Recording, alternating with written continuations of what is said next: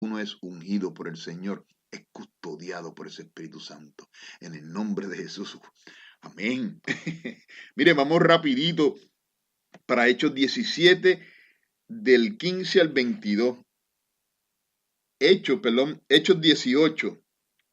En Hechos 17, del 15 al 22 y del 18 al 1. Bendito Dios. Y dice así: Pablo dejó Atenas y se fue a Corintio. Allí encontró un judío llamado Áquila, originario de Ponto.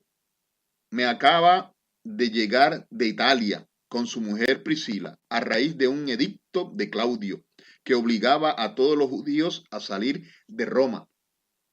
Pablo fue a verlo y como ejercía el mismo oficio, se alojó en su casa y trabajaba con ellos, haciendo tiendas de campaña. Todos los sábados Pablo discutía en la sinagoga y trataba de persuadir tanto a los judíos como a los paganos.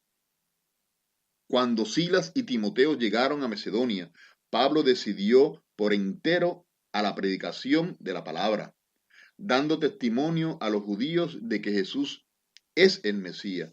Pero como ellos lo contradecían y lo injuriaban, sacudió su manto en señal de protesta, diciendo que la sangre de ustedes caiga sobre sus cabezas. Yo soy inocente de eso. En adelante me dedicaré a los paganos. En adelante me dedicaré a los paganos. Entonces, alejándose de allí, fue a lo de un tal Ticio Justo, uno de los que adoraban a Dios y cuya casa lindaba con la sinagoga. Crispo, el jefe de la sinagoga, creyó en el Señor junto con toda su familia. También muchos habitantes Corinto que habían escuchado a Pablo abrazaban la fe y se hicieron bautizar. Y esto es palabra de Dios. Te alabamos, Señor Jesús. Mire lo que dice el Salmo 97. El Señor revela las naciones su victoria. Amén. El Señor revela a las naciones su victoria.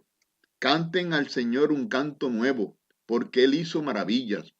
Su mano derecha y su santo brazo le obtuvieron la victoria. El Señor manifestó su victoria, reveló su justicia a los ojos de las naciones.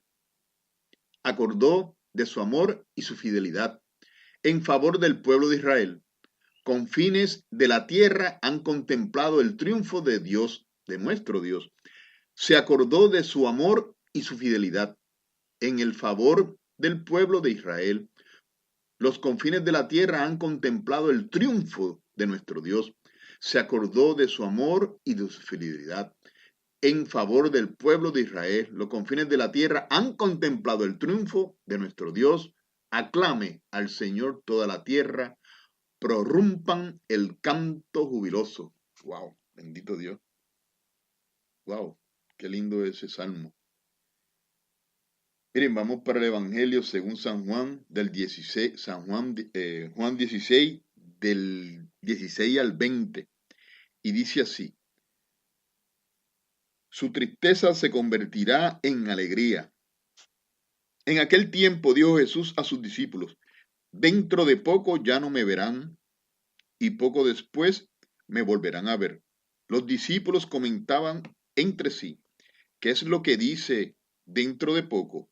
Ya no me verán, y poco después me volverán a ver. ¿Y qué significa eso de voy al Padre? Y decían: ¿a qué poco se refiere? No entendemos lo que dice. Jesús comprendió que querían preguntarle y les dijo: ustedes discuten entre sí qué significan mis palabras. Dentro de poco ya no me verán y poco después me volverán a ver. Les aseguro que ustedes llorarán y se lamentarán mientras el mundo se divierte. Estarán tristes, pero esa tristeza se convertirá en gozo. Y esto es palabra del Señor. Te alabamos, Señor Jesús. Wow. Eh, Siempre el Padre nos rige, nos lleva y nos da señalamiento, nos da dirección de lo que quiere hacer el Padre X o Y día con cada uno de nosotros. El Padre siempre tiene algo que decirnos, algo que nosotros debemos escuchar y debemos entender. En Hechos 18, del 1 al 8, predicaba a la sinagoga. Bendito Dios. Pablo predicaba en la sinagoga. Pablo predicaba aquella palabra que Dios infundió a través del Espíritu Santo a cada uno de ellos.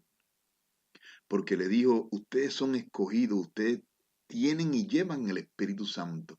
Ustedes tienen que darle de comer al pueblo, ustedes tienen que darle de comer al mundo. Nosotros, los que estamos llevando la palabra del Señor, los que intentamos hacer los mandamientos y los preceptos del Señor, porque somos humanos. Somos humanos y somos pecadores tanto como tú, tanto como yo. Pecamos por la vista, pecamos por comer, pecamos sin darnos cuenta en todo momento. Pero Dios tiene un propósito con cada uno de nosotros. Dios nos lleva, Dios nos rige, Dios nos guía. Dios nos ha dado esa bendición y esa fuerza de ir, porque Dios nos da esa bendición y Dios nos perdona. Claro que nos perdona. Dios nos lleva a ese encuentro con Él. Mire, el encuentro de la confesión es lo más lindo, más grato y lo más hermoso que Dios nos ha dado a cada uno de nosotros. Después, ¿verdad? De estar en la homilía, de estar en esa hostia consagrada, tú con Él y Él contigo. Dios nos ha dado ese perdón. Dios nos ha escuchado mucho tiempo en nuestros corazones, porque hay muchos corazones que le gritan al Señor y por eso han sido tocados y restaurados por esa mano poderosa de Dios. Porque ha habido hombres valientes, mujeres valientes que han le dicho que sí al Señor.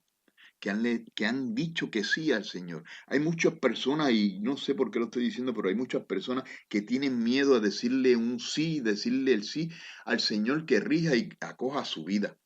Hay muchas personas que tienen ese miedo. Ayer estaba, ¿verdad? En lo que estaba diciendo, ayer le estaba diciendo que hay muchas personas que tienen eso mismo, miedo, que se sienten impuros, que se sienten no deseados, que no se sienten ganas que Dios no los va a mirar igual por tantas cosas que han hecho. Como somos pecadores, tú y yo. Tú y yo, Dios no vino al mundo a buscar personas que están, mira, que no están enfermas. Dios vino al mundo a buscar a aquel que sufre, aquel que llora, aquel que gime, aquel que siente el deseo y el anhelo ser restaurado, ser sacado de ese agobio. Hay personas que están agobiadas, hay personas que están agobiadas y no saben lo tan maravilloso y lo amoroso y lo misericordioso que es nuestro Padre Celestial, que te puede infundir y cambiar ese corazón. Dice así, Pablo salió de Atenas y se dirigió a Corinto. Allí encontró un judío llamado Aquilas, natural de Ponto, y a su mujer Priscila, que habían llegado poco tiempo de Italia, porque Claudio había sido expulsado de Roma, de todos los judíos. Pablo fue a verlo y como eran del mismo oficio, se alojó en su casa a trabajar porque fabricaban ¿qué? Tiendas de campaña. Todos los sábados Pablo discutía en la sinagoga intentando convencer a judíos y paganos.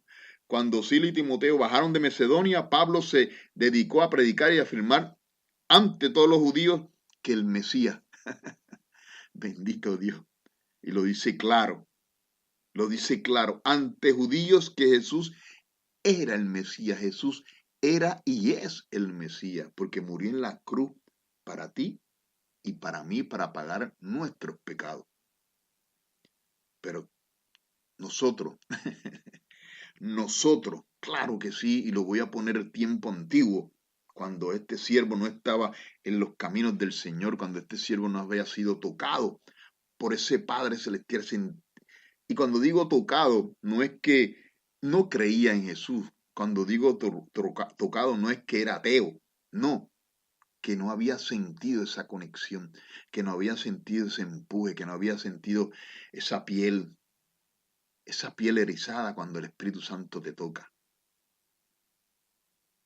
Sí, nosotros, ¿verdad? Íbamos a la iglesia, sí, nosotros buscamos de Dios. Yo en todo momento, cuando pequeño, invocaba ese nombre, invocaba esa presencia, invocaba, ¿verdad? Que nuestro Padre me ayudara, me ayudara por mi condición, me ayudara por mi sanación espiritual, me ayudara el corazón. Yo era una persona bien fuerte de corazón, era una persona agresiva en sentido, me enojaba bien fácilmente con cada persona, porque sentía aquel sentido de que, sentía aquel sentido de, mira,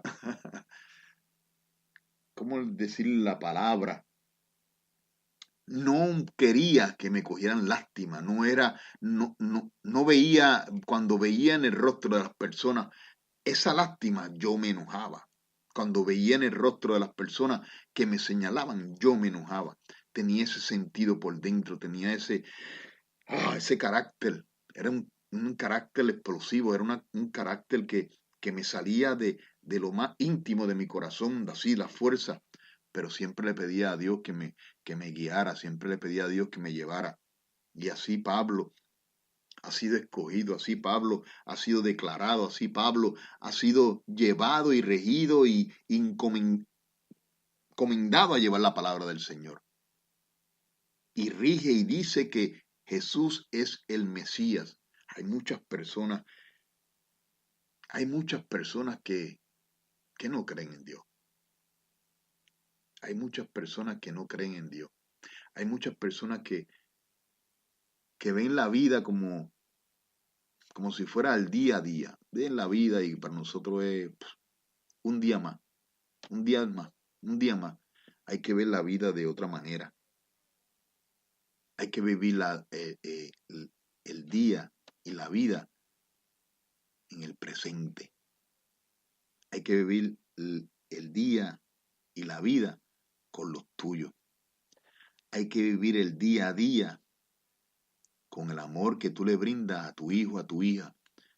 Hay que vivir el día a día con la sonrisa de tu esposa, la sonrisa de tu esposo. Hay que vivir día a día con la sonrisa de tus hijos. Hay que vivir el día a día porque no sabemos cuándo nos vamos a despegar de ellos. No sabemos cuándo va a ser ese destete físicamente, ¿verdad? Porque el cuerpo se desintegra. Del polvo venimos y el polvo iremos. Pero Dios es misericordioso y nos ha prometido vida eterna. Vida y vida eterna, solamente hay que creer en Él, porque Él es el Dios justo, Él es el Dios que nos da la vida, porque ha pagado nuestros pecados, porque nos ha sufrido en la cruz del Calvario todo el sufrimiento. Escúchame bien, todo el sufrimiento que Jesús pagó en menos de 24 horas hasta que murió, nosotros lo llevamos toda la vida. Mire cómo se los voy a decir. Ese sufrimiento de Jesús, que Él murió en ese proceso, en esa semana, en esos 3 días, en ese proceso donde Jesús iba a ser crucificado, en ese proceso donde Jesús iba a ser latigado, nosotros lo vivimos toda nuestra vida. Hay personas que viven menos que otros. Hay personas que mueren más jóvenes que otros. Hay personas que mueren más viejos que otros. Pero en ese proceso de la vida se sufre el calvario que Jesús sufrió en la cruz. Se paga el calvario que Jesús sufrió en la cruz. Todos los días no son de calvario. Hay días de alegría, hay días de gozo. Así como Jesús pasó sus días de gozo, de alegría, junto a su mamá, María, junto al discernimiento del Padre, cuando estaba dando el discurso en la sinagoga a todos aquellos viejos, a todos aquellos que se creían en ese momento que eran los que regían ciudad, los, los monjes, los sacerdotes de aquel tiempo, ¿verdad? Los que regían las ciudades con sus leyes. Pero Dios infundía a ese niño, le infundía esa sabiduría para que se fuera por encima de esas leyes. y que creyeran en las leyes de Jesús, no en las leyes que le imponía el ser